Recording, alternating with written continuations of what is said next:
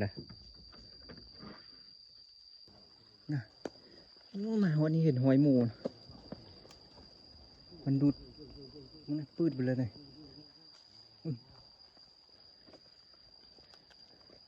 ่าจะเป็นมือวามาเอาแล้ว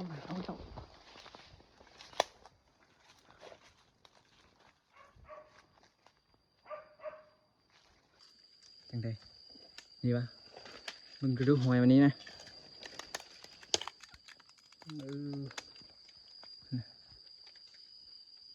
โกนพอโกน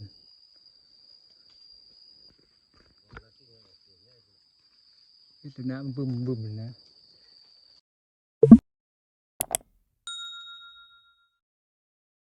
กลับสบายดีเนาะวันนี้เขาเข้าป่าอีกมื้อมึงเลยเอามาไปมันฮอนแหงมือกันเลยแดดออกซอกเบิ้งเรียนเนาะเบิ้งเขาสิได้ป่ะสะพานง่ายเพิ่นไปก่อนเลยตอนนี้เขาย่างน้ำก้นมาก็ไปก่อนมาเขา6 โตนะขึ้นรถมาเอาเดี๋ยวเขาย่างนะเพื่อนก่อนเดี๋ยวบุทันเพื่อนคุณสะพานง่ายขึ้นหอยไปเลย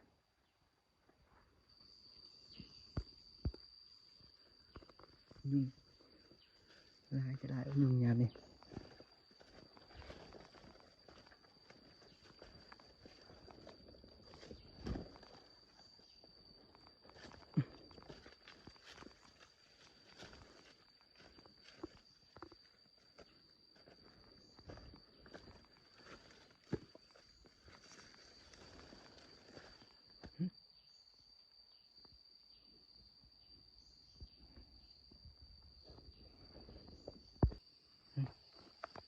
เขาย่างหมดนี่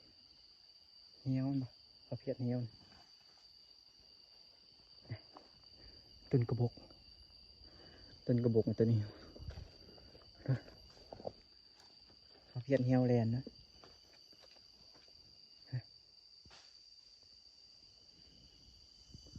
ประชาชนเนาะทางบ้านนี่แหละเขาขึ้นเพียดเหี้ยวนี่มันหอยแลนขึ้นหอยขูดเนาะนี่ขึ้นพูนสูงเสียดฟ้า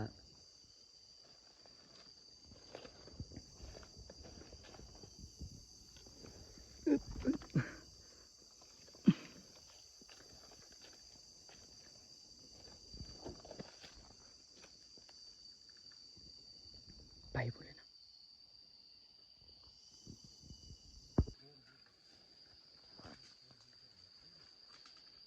เขาใส่เหี้ยวเลยบ่เหี้ยวนี่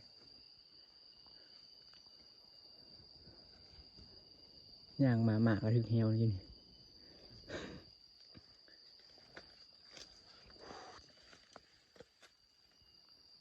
กูนนะต้นกระบอกเก่าเลยนะใหญ่วะ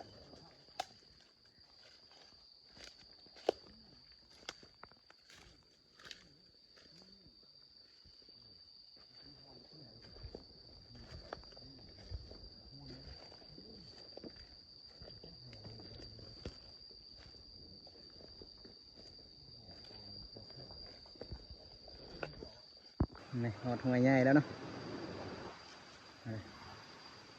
ก็มาฮอดแล้ว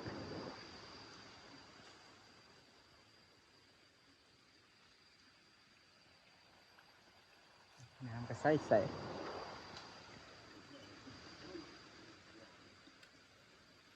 ขึ้นพี่ได้เนาะหรอขึ้นพี่เนาะเลาะขึ้นชันพูนเลยให้น้ำกินน้ำให้น้ำก่อนมากินน้ำด้วยหันไงเพิ่นพาไปมื้อนี้ไปฮอดเสร็จไปเนาะ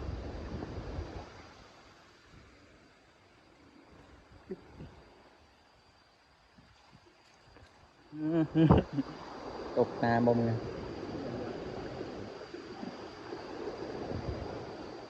ครับให้น้ำกินก่อน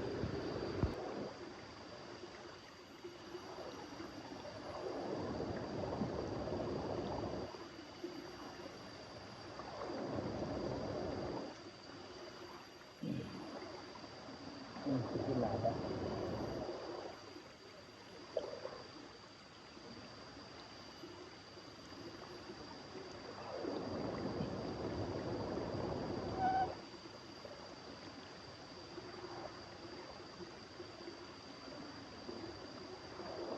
เดี๋ยวน้ำแล้วเนาะตอนนี้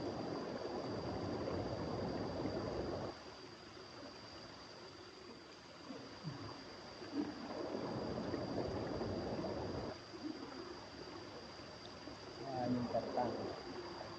เดี๋ยวเราขึ้นทีละประเด็นยิงก็ได้หลาน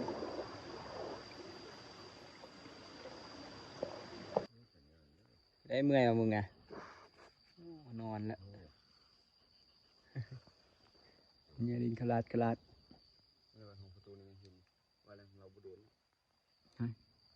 เชื่อมไม่ประตูเปิดเบังดู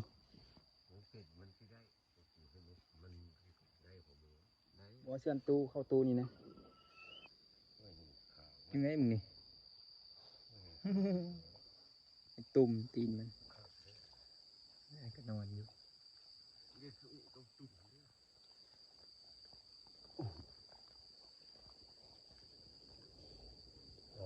พุดพุด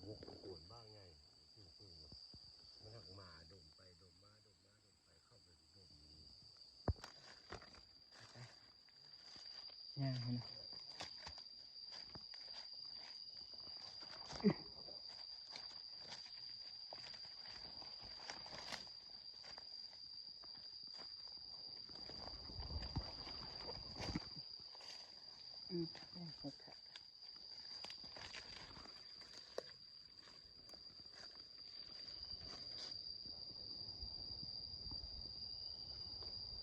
ลงพุ่นเบาะหรือลงห้วย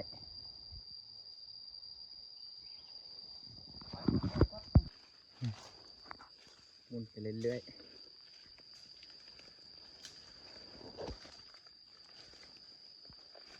ปลาไปไหม้หกนะ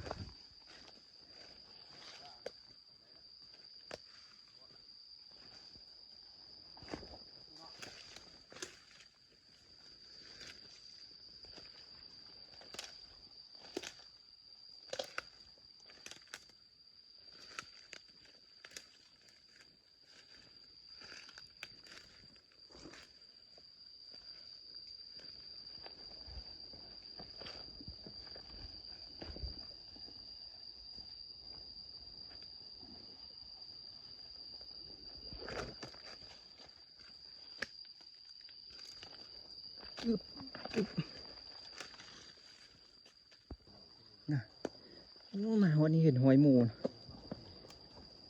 มันดูดมันปืดไปเลย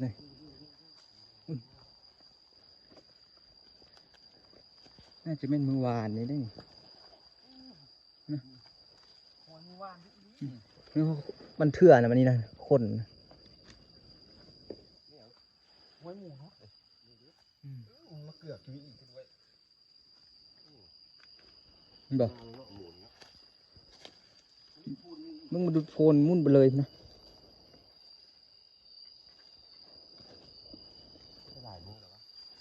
มันเป็นมือวานนี่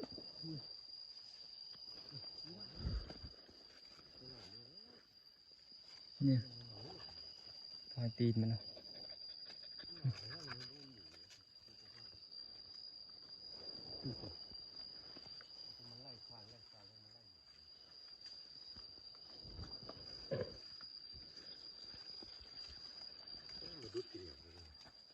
มันดูดโฟนไปไม่ซุไปไม่ซุไปซอกไปเนี่ยนะมันดูดหากินแล้ว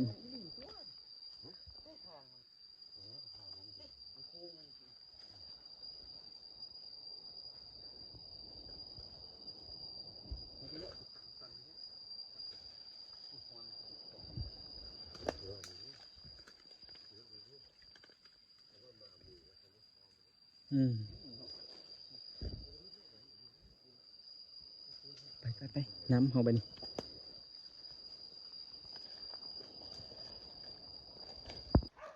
มาเอาแล้วมาเอาเจ้า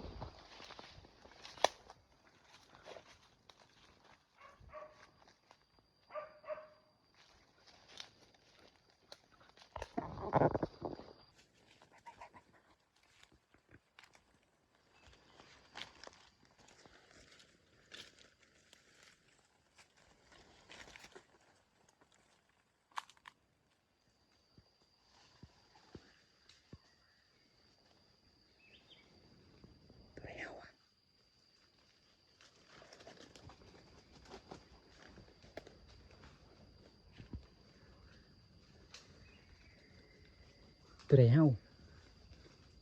ติ้งว่ะ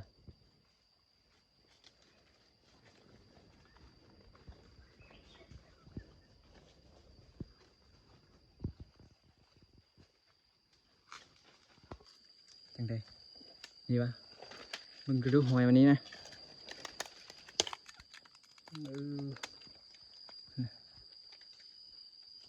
โกนพอโกนมันเล็ดมันขึ้น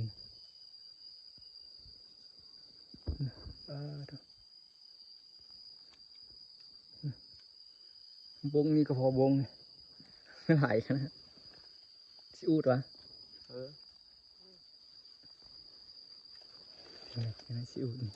เอ้าเฮ็ดมันเข้านี่บ่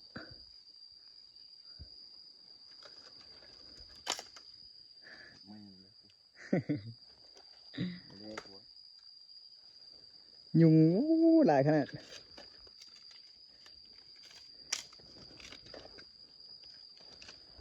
อันหนักอย่างนี้บีบติดมือ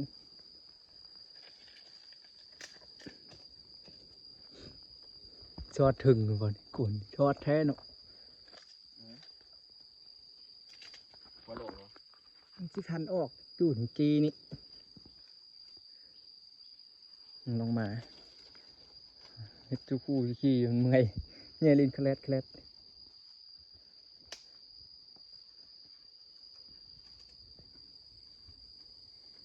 ยังบ่ออกควันถึงคนนี้จูดบึ้มเลยนะ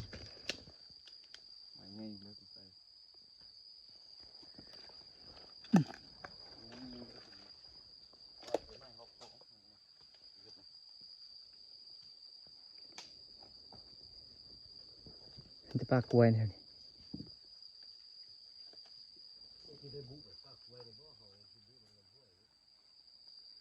น้ำห้วย16 กว่าน้ำห้วยมาทางตันเว้ย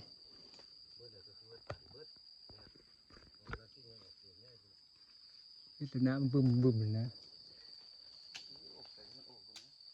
คุณออกแปลวน้อยถึง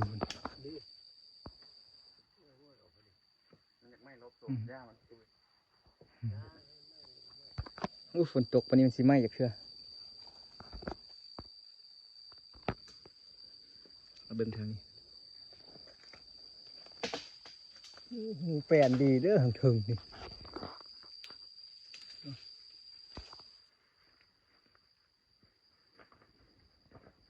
ออกคุณแหละ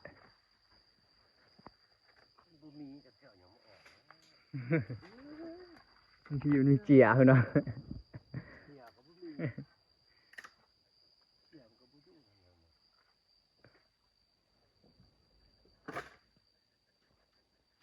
จุดแล้วมานั่งเบิ่งคลึบอยู่นั่น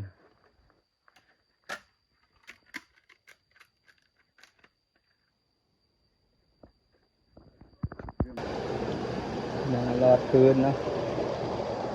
ไปจริงพักกินข้าวอยู่แล้วเนาะวันนี้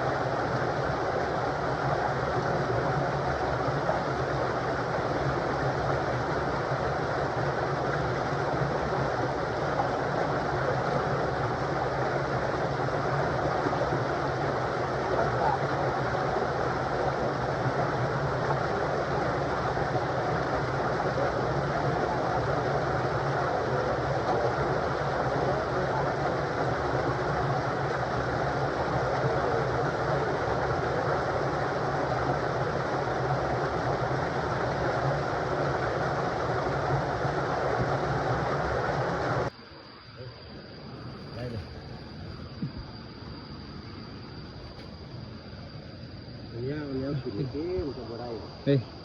ทำไมยังจ้อยถ้าอะไรกูถ้าติดเข้าเลยกูมา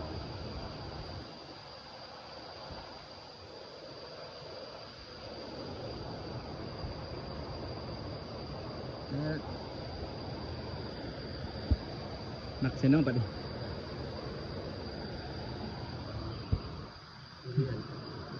แล้วมันมีแก้วมีขวดอยู่ เอามาอยู่แก้วเลยนั่นแหละเพื่อเขามีปลาแห้งน้อยนี่กระบอกมาได้ยังไงกินข้าวน้ำมันเป็นหงส์เต้าหรือเปล่า ทรายแล้วอยู่เวลาหมดแก้วได้3 ตัวแล้วที่ไป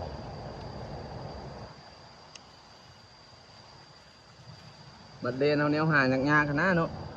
ก็อยากได้ถือกันป่ะ เดินทางต่อนะปะนี่เลาะกลับไปพูดแล้วเอาไปหารถของคุณละมานี่ก็ยังบ่เห็นอย่างปะนี่หมากะเอาหมากันไล่ไก่ป่านะ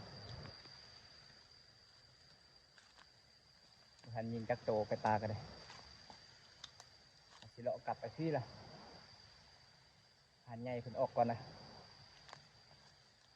ย่างน้ำก้นที่เก่าเลยครับนะไปย่างออกก่อนเลยเนาะคุณหอดคุณละ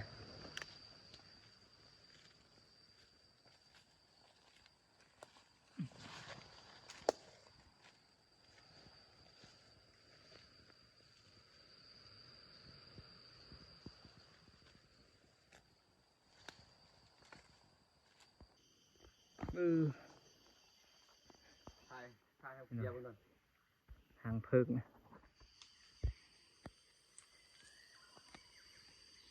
ประมาณ48ประมาณ10 เมตรความสูงประมาณได้อยู่10 เมตรไปต่อ ทางจานก็ ง่ายกลับ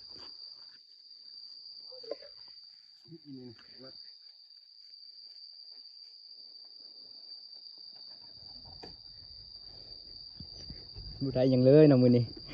เดี๋ยวจะเมื่อย อยู่แต่เฮาแต่ไก่ปลาเง่งอยู่ นอนอยู่ เห็นแลนจักโจ5 โมงเลยกลับแล้วบัดนี้ ปลากินแต่หอย เป็นแต่หอย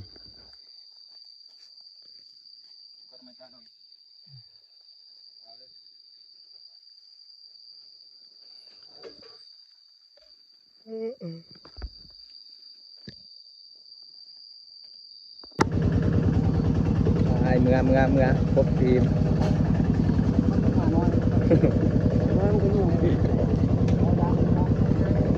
เพิ่งอยู่ดิเฮ้ยมึงกูเมื่อยวะมึงอ่ะ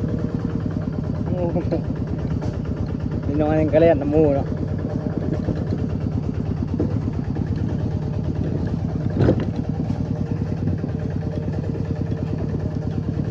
กลับแล้วบัดนี้